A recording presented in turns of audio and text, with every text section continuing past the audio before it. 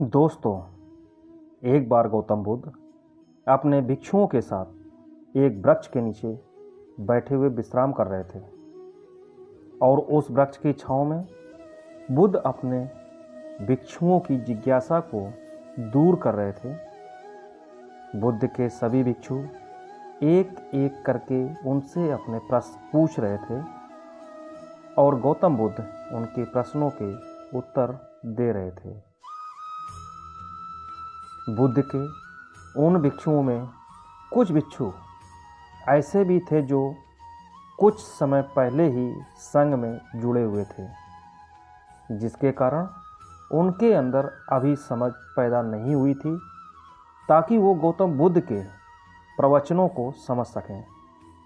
गर्मियों का समय था, सूरज अपने चरम पर था और चारों तरफ धूप ही धूप थी, लेकिन उस वृक्ष के कारण बुद्ध और उनके सभी भिक्षु छांव में आराम से बैठे हुए थे कि इतने में ही गौतम बुद्ध के एक भिक्षु की नज़र एक बूढ़े व्यक्ति पर पड़ती है,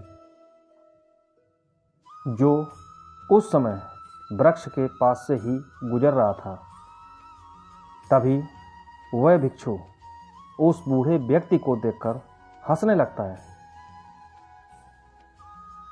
उस बूढ़े व्यक्ति की उम्र बहुत अधिक हो गई थी, जिसके कारण उसकी कमर मुड़ गई थी तथा उस बूढ़े व्यक्ति के हाथ में एक डंडा था, जिसका सहारा लेकर वह बूढ़ा व्यक्ति अपनी मंजिल तक पहुंचने का प्रयास कर रहा था।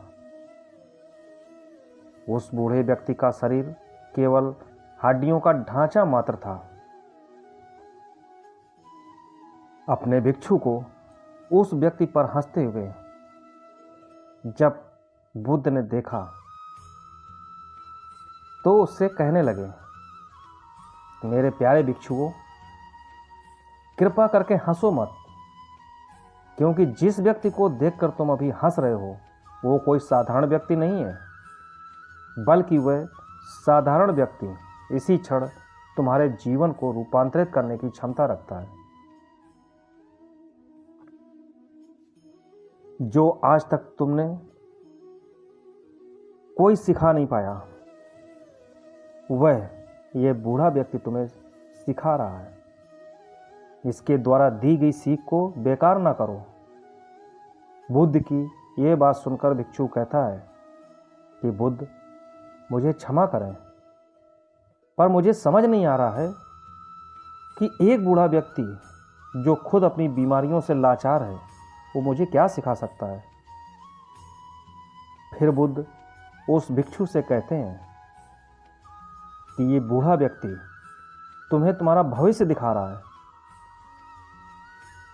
जिस बुढ़ापे और लाचारी को देखकर तुम उस पर हंस रहे हो, वो बुढ़ापा और लाचारी तुम्हारे जीवन में भी आने वाली है। वह बूढ़ा व्यक्ति तुमसे कह रहा है कि अभी समय है, इस स्वस्थ शरीर का अच्छे कर्म करने के लिए उपयोग करो। अगर तुम्हारा यह स्वस्थ शरीर तुम्हारे हाथ से निकल गया तो फिर से वापस नहीं आएगा, और अभी तुम्हारा यह शरीर सही से काम कर रहा है, जैसे कि आँख, नाक, कान, हाथ, पैर इत्यादि। ये सभी चीज़ें सही से काम कर रही हैं। क्या यह छोटी बात है? और क्या तुम इसे मामूली सी बात समझ रहे हो? यह घटना कोई साधारण घटना नहीं थी जो अभी तुम्हारे साथ घटी है। तुम्हारे जीवन को बदलने की क्षमता रखती है। ठीक इसी तरह की घटना ने मेरा जीवन बदला था, और इस तरह की घटना के कारण ही आज मैं बुद्ध हूं। फिर वह भिक्षु बुद्ध से कहता है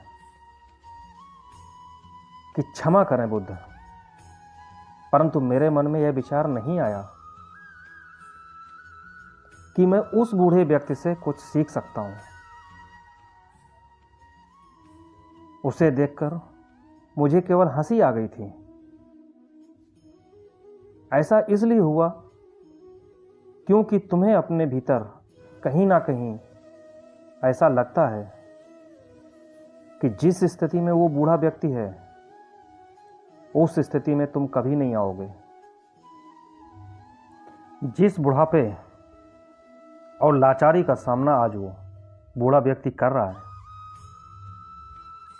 क्या तुम्हें लगता है कि उसका सामना तुम कभी नहीं करोगे?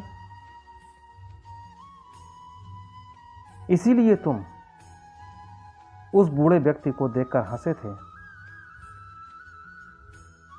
तुमने सच्चाई को नजरअंदाज किया। अगर तुम सच्चाई को देख लेते तो चाह कर भी अपने आंसुओं को रोक नहीं पाते। परंतु तुमने सत्य को अनदेखा कर दिया और तुम बहुत बड़ी संभावना से चूक गए। बुद्ध की ये बात सुनकर भिक्षु बुद्ध से क्षमा मांगता है और यह निश्चय करता है कि वह अपने स्वास्थ्य का उपयोग अहंकार को बढ़ाने में नहीं, बल्कि परम सत्य को पाने में करेगा। दोस्तों, आज जो लोग इस वीडियो को देख रहे हैं, हो सकता है कि आप बड़ी बड़ी समस्याओं में हो या परेशानी में हो, लेकिन एक बात को हमेशा ध्यान में रखना कि जब तक आपका स्वास्थ्य ठीक है, तब तक आप किसी भी बड़ी से बड़ी समस्या का सामना कर सकते हैं। दोस्तों, इसीलिए बुद्ध ने कहा है कि हमारा स्वास्थ्य हमारा सबसे बड़ा उपहार है, जो हमें इस सृष्टि से मिला हुआ है। इसीलिए इसका उपयोग सही से करें। दोस्तों, आपको गौतम बुद्ध की यह शिक्षाप्रद कहानी कैसी लगी? यदि अच्छी लगी हो तो इसको अपने दोस्तों के साथ अवश्य शेयर करें, ताकि और लोग भी इस वीडियो को देख सकें। दोस्तों, चैनल को सब्सक्राइब अवश्य करें ताकि आने वाली वीडियो आप तक आसानी से पहुंच सके।